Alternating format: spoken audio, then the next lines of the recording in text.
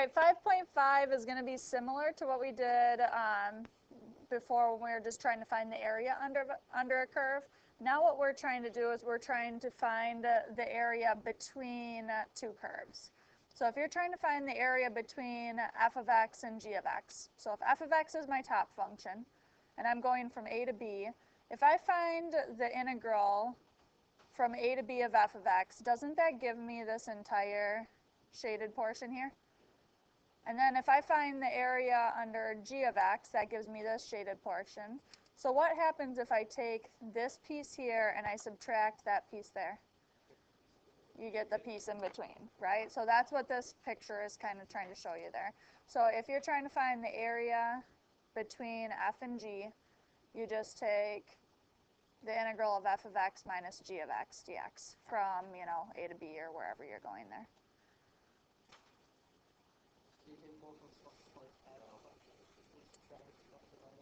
Yep, you just subtract them. You can combine like terms after you subtract them, all that stuff.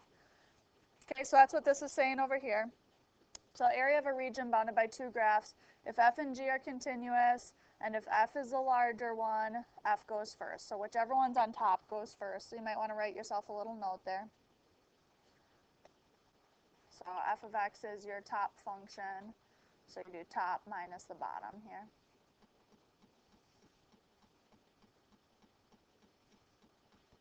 And we'll do some examples here. All right, so let's try an example.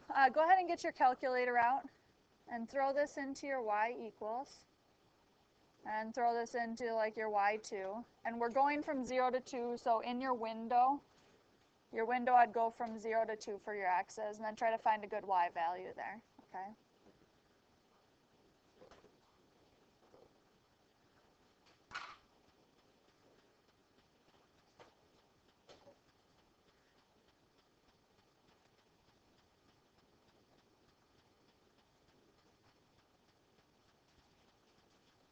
And if you're really bad at like y-mins and y-maxes, you can always plug your x's in there. Like if I plug 0 in, I get 1 here and I get 0 here. And if I plug my 2 in, I get 5 and 2. So it looks like my max would have to be at least 5, right?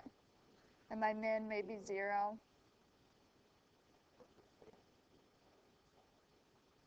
The top minus the bottom. You always take the top equation first and subtract the bottom equation.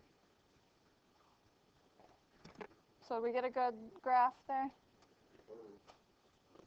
Did you go to 5? You might want to go a little bit higher there.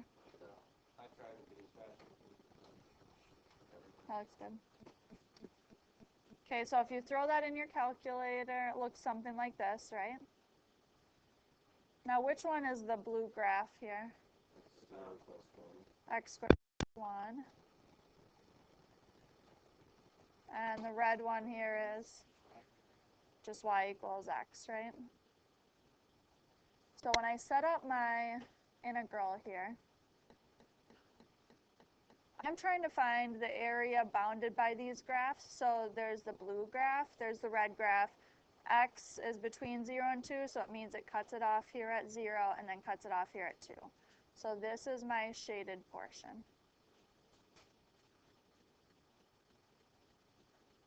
So what would my limits be on my integral? 0 to 2. And then you take your top equation, which is what? X squared plus 1, and then you subtract the bottom equation, which is x. And then what do I always put in the back here? D, and this time it's an x. And then we know how to solve that, don't we? Or we should. So x squared turns into 1/3 x cubed plus x minus 1/2 x squared. And we're taking that whole thing from 0 to 2. So go ahead and plug it in. I'll work it through up here, and you can compare when you get yours.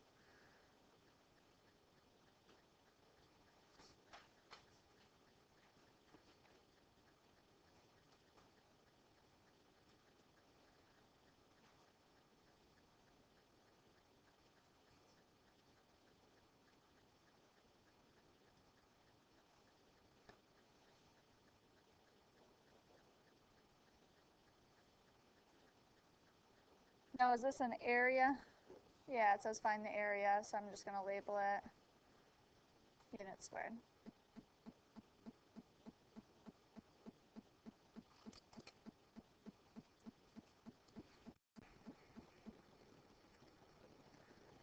Okay, so we put these into our y equals.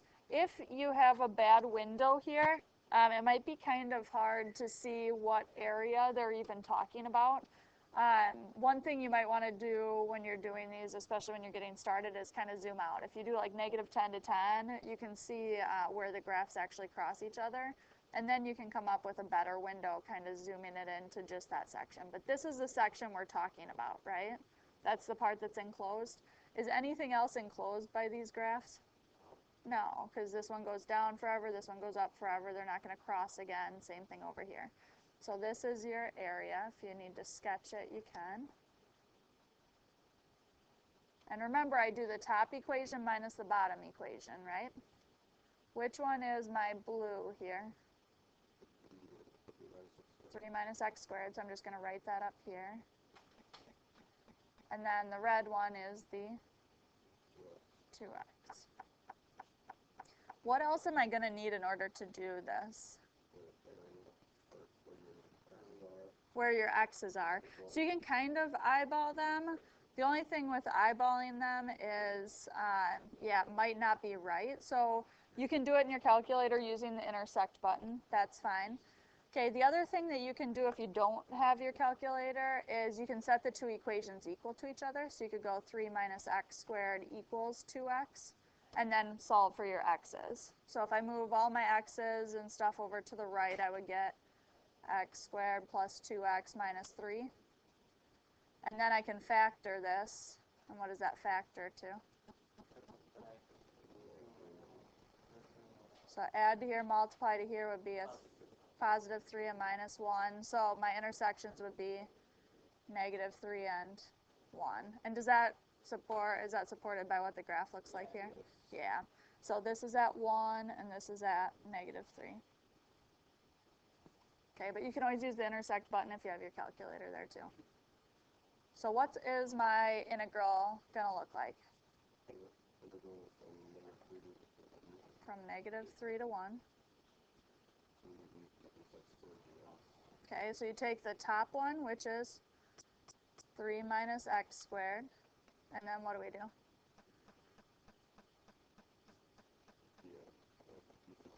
We subtract the bottom one, which was 2x. So any questions on my setup there? After the setup, we should be okay solving, right?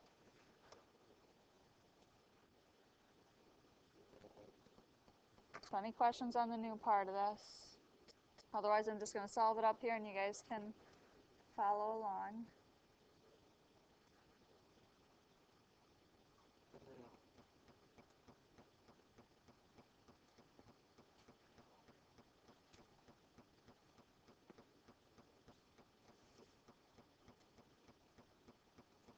So you take the antiderivative whenever you have the integral, plug in the top,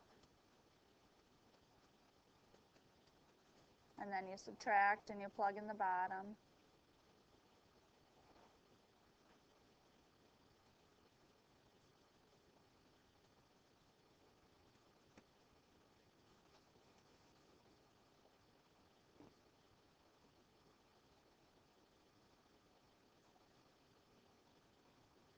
So in the front here, I'm getting 5/3. Does that seem right?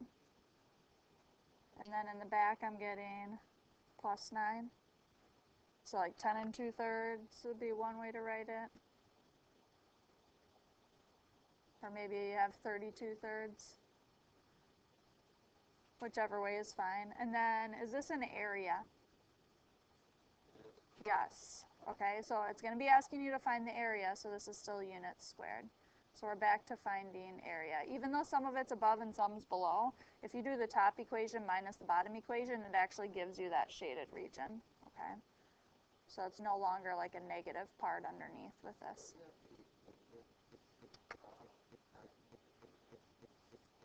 You're subtracting -9, yep, so then it turns positive. So should we get negative answers for this type of thing? No, if you get a negative answer, you did something wrong with these, okay? Whenever it says find the area, and if you get a negative, you're doing something wrong, okay? So go ahead and put the next one in there to see what that one's looking like. I'll give you guys a minute. Look at it. Okay, if you put this in your y equals, what kind of a graph is that? A parabola that opens up. So you're going to have a parabola that opens up, and then you have the x-axis. You might zoom out a little bit, but then when you zoom back in, you get something that's like this. So if we're finding the area bounded by this graph and the x-axis, so the x-axis is the line that goes, straight across here, what's the area that's enclosed? It's underneath it, right? So it would be this portion here. Is everyone okay with that? Okay, which equation is on top? The x-axis. What's the equation for the x-axis?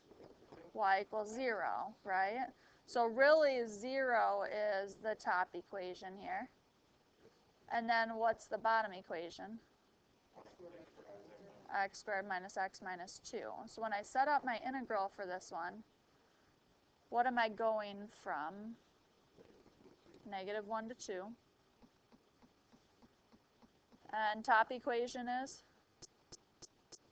0. And then we subtract, and the bottom equation is x squared minus x minus 2.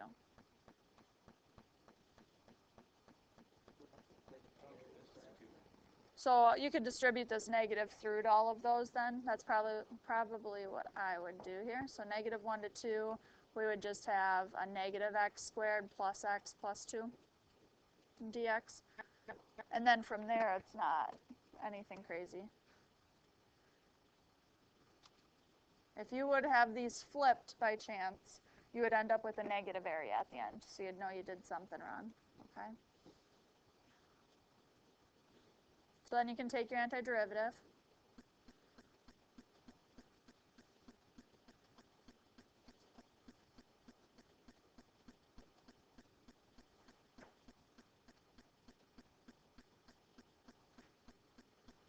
And then just plug in the top and subtract and plug in the bottom.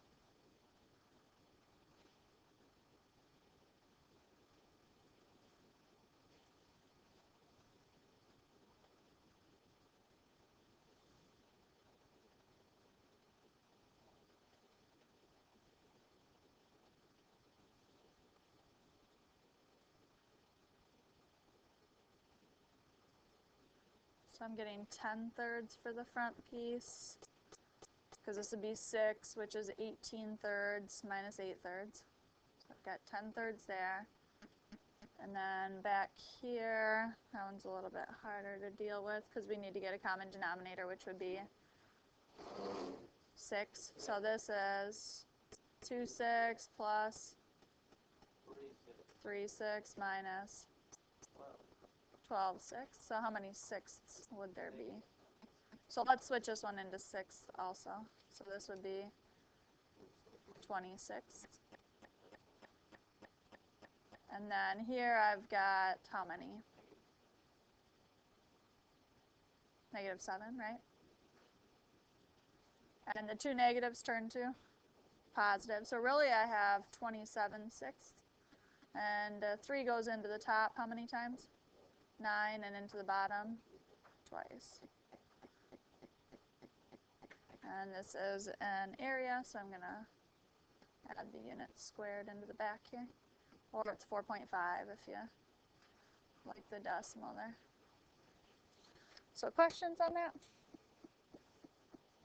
Okay, so a lot of your homework will be, kind of just very much like that.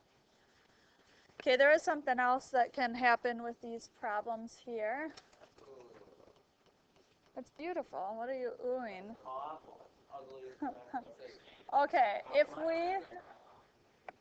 we put this into our y equals, so put this into your y1, put this into your y2. If you have a bad window, do you think you're going to get the right answer for something like this? No. So you have to be very careful. This is a cubic function. Okay, it goes to the third power.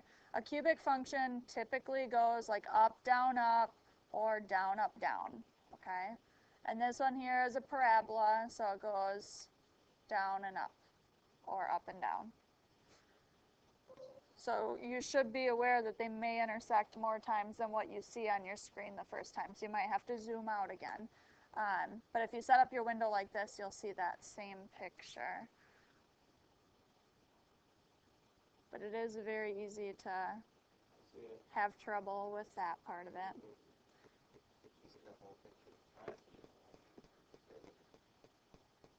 So you can kind of eyeball where these ones intersect.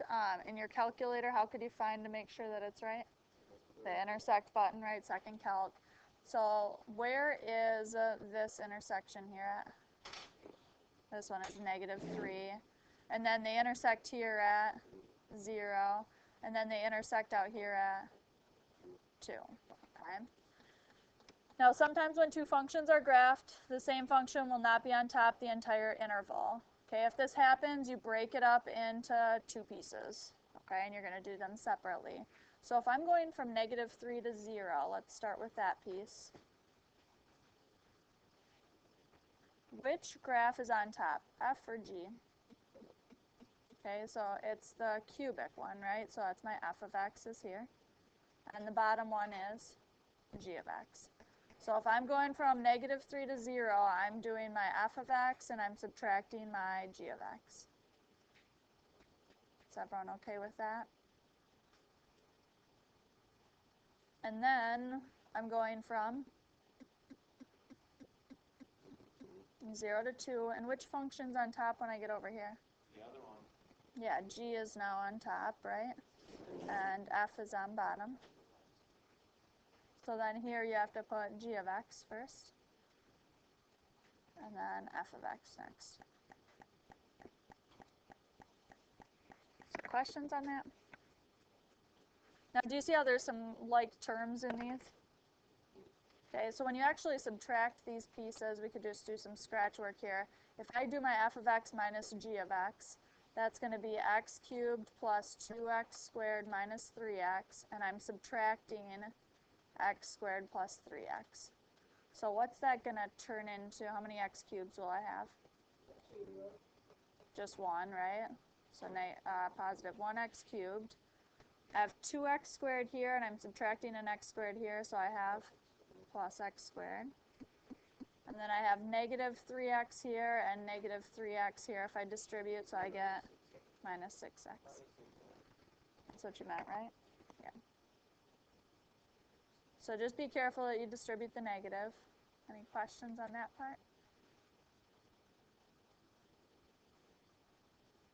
Okay, then do the same thing with g of x minus f of x. I'll pause it here so you have a minute.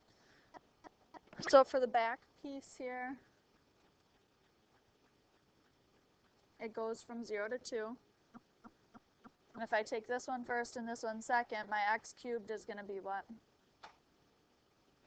Negative, because I'm subtracting it. And then I have x squared, and I'm subtracting 2x squared, so I get negative x squared, right? And then I'm taking this 3x, and I'm subtracting a negative 3x, so I get plus 6x.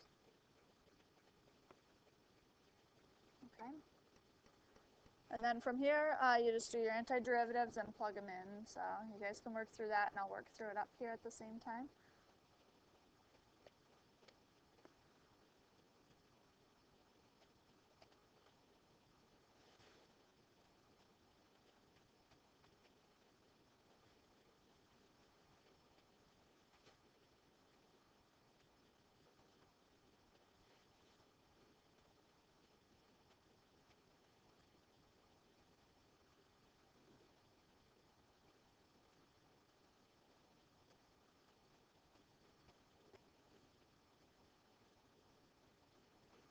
So you get your antiderivatives, and then you gotta plug all those pieces in.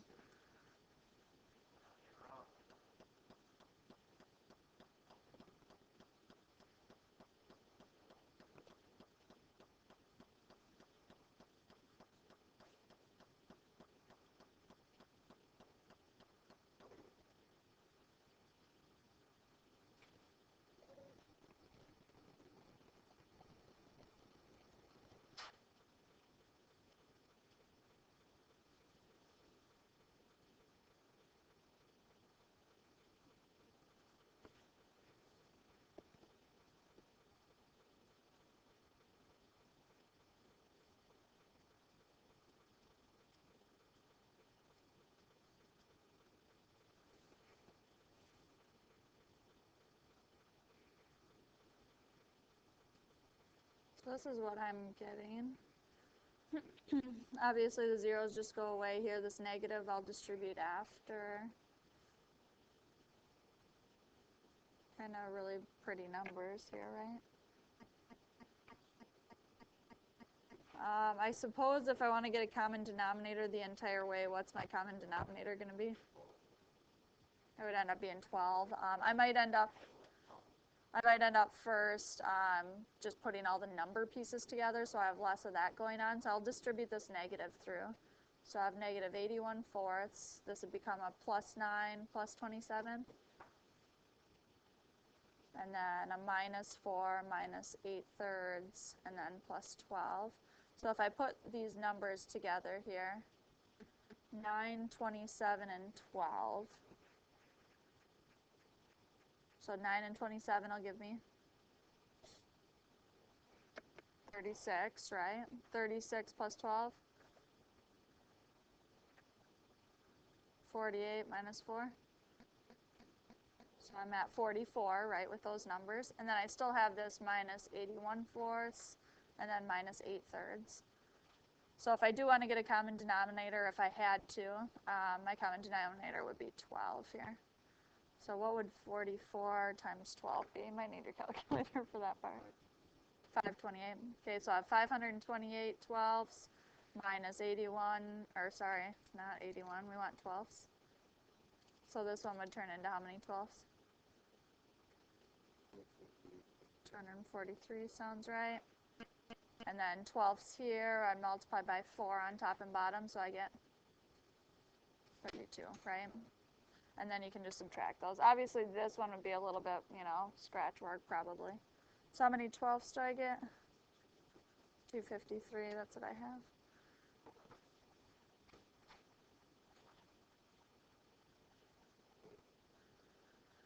So questions on that?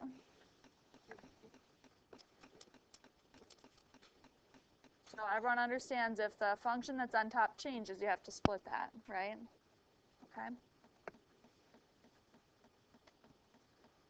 Okay, when we're doing consumer and producer surplus, okay, we talked about demand function before, right? What happens if you increase the price? What happens to the demand? It goes down, right? So the demand function is going to be something that goes like this. As the price goes up, the demand's going down. And that's in here somewhere, which relates the price of a product to the consumer demand. Normally, this is a decreasing function because the more you produce, the lower the price per unit has to be in order to sell them all. Okay, you also learned about the supply function, which relates the price to the producer's willingness to supply the product. So normally this will be an increasing function because if you're going to charge a higher price, are people going to want to produce it and sell it? Maybe. If the price is more, so if you're going to make more money per item, are you going to want to produce it to sell it? Yes. Okay, so that's what this supply is. Okay, if the price is higher, you're going to have more people wanting to sell it. Does that make sense? Okay, so that's your supply function. So if your demand function starts up here and is decreasing, and your supply function is starting down here and it's increasing, what's going to happen to those functions? They're going to intersect each other. Where they intersect, that's called this equilibrium point. Okay, so the equilibrium point is out here where they intersect.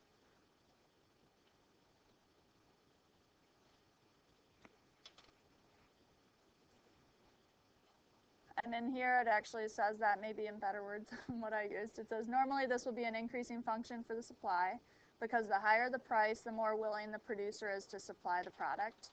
And then where they intersect is the equilibrium. So in a free market economy, this is the price the production level will gravitate to because this is what's best for both the consumer and the producer. Okay, the consumer is going to save money and the producer is going to make more money at that equilibrium point. So in business, it's really, really important to find that point if you're going to be, producing something. Okay, now the consumer surplus is this top shaded portion here, and the producer's surplus is this bottom shaded portion. So you have to know that consumer surplus is the top part, and the producer's surplus is the bottom part. And how I remember that is just it's alphabetical order. Okay, consumer's on top and the producer's on bottom there. Okay, so consumer surplus is the area between the demand curve and the horizontal price line for the equilibrium point. So you go at your equilibrium point and you draw a horizontal line, and then this is the consumer part. And producer surplus is the area between the supply function and the equilibrium point, that horizontal line. Okay, so really these are the three pieces that you need to make sure that you know. Any questions on that? Okay, so what the consumer surplus is, it's the amount of money saved by the consumer because the increased production level pushed the price down. And then the producer surplus is the amount of money the producer gained because of the increased demand, because more people wanted it. And we're going to give a problem here a try. So any questions on any of those terms there? Those things you do have to know. Those will not be given to you on your test, okay?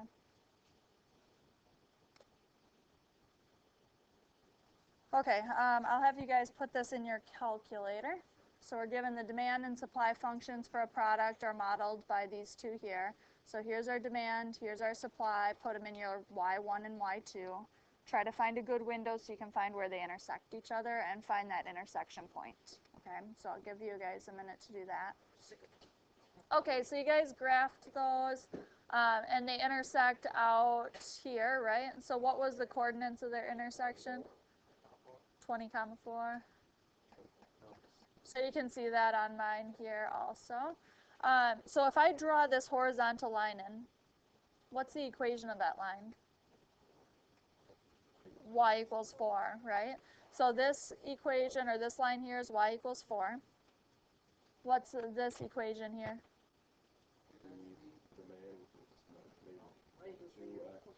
Negative 0.2x plus 8. And then this equation down here is positive 0.1x plus 2. Okay. So if I'm trying to find the consumer surplus, so let's start with that. So I'm just going to call it CS for consumer surplus. Is that the top or the bottom? The top, right? This is my consumer surplus, and this is my producer surplus. So if I'm trying to find the consumer surplus, what is my integral going to go from? 0 to 20. And what is the top equation? The negative 0.2x plus 8, and then the bottom equation is 4. Any questions on that?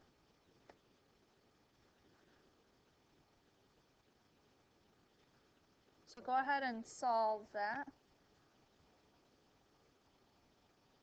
And really, you should, let me just say you should challenge yourself with mental math here, okay?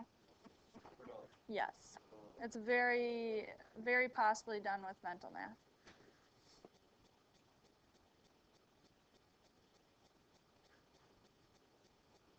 Because antiderivative of x is what?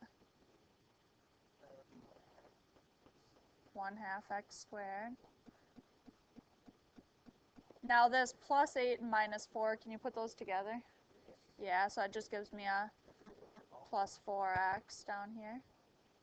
And then I'm going from 0 to 20. What is negative 0.2 and doing a half of that? Negative 0.1. And then I have an x squared plus 4x. Going from 0 to 20. I'm going to give you guys a minute to actually try that, doing mental math, and then we'll talk through it if you're having trouble with it. Okay, so we're going to plug 20 in. What's 20 squared? 4. Okay, so I have negative 0.1 times 400. And then plus 4 times 20 would be 80. And then I still have to subtract and plug in 0, which just gives me 0. Okay, now 400, instead of multiplying by 400, what can you multiply by? 100. So if I multiply by 100, what does that do with the decimal? 2 places to the right. So that turns this into a negative 10. And then I have to multiply that by 4, because that 100 times 4 will give me the 400. So I really end up with negative 40 plus 80, which is 40. So that's 40 would represent the $40 saved by the consumer. Okay.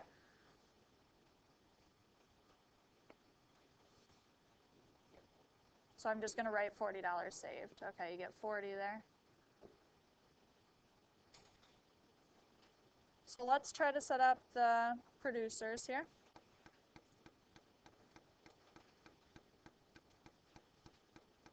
So what would my integral be for the producers? So I'm going 0 to 20. What goes inside? What is my integrand here? 4 is the top, and then I subtract 0.1x plus 2.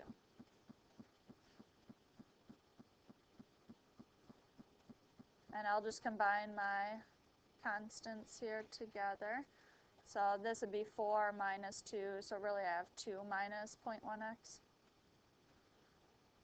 And then go ahead and try this one using mental math there. Okay, so antiderivative here would give me 2x minus, so this would be x squared over 2, right? So 0.1 divided by 2 would give me 0.05 x squared. And then I'm taking that from 0 to 20. So if I plug in 20, I get 2 times 20 is 40 minus 0.05 times, what's 20 squared again? 400. And then you subtract and you plug in 0, and when you plug in 0, you just get 0. So here's our mental math part. Instead of 400, multiply by 100, and then multiply by 4. So if I multiply by 100, it's going to be 5 times 4, 20. So really we have 40 minus 20. So I get 20. So what that tells me is the producers are here getting $20 gained.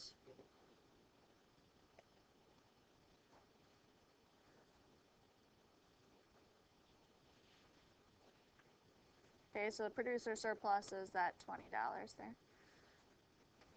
Questions there at all?